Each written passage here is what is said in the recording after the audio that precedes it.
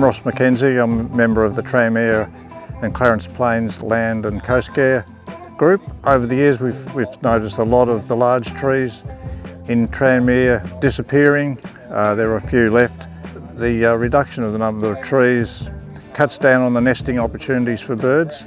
So we've had a project over the last 3 years to place these nesting boxes in the larger trees to increase the choices and options for birds that are nesting. So the sort of birds we're looking at are eastern rosellas, green rosellas, pink galahs, but we've also found that other species have used the boxes, ring-tailed possums, and we've also had bees come into some of the boxes as well. So the project has been going for a few years, as I said. It's been quite successful. It's nice to see the boxes being used. And this particular project also involved construction of the boxes at the Howrah Men's Shed, so it's really a community project.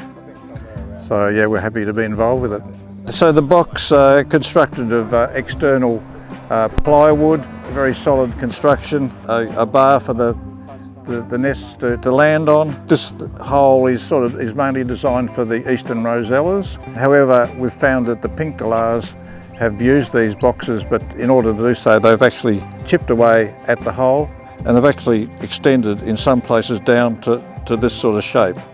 Apparently the pink galah chicks like a little bit of an easier route out of the box. So we don't mind that. It's just part of the home renovations that birds do to their nesting boxes. Thank you.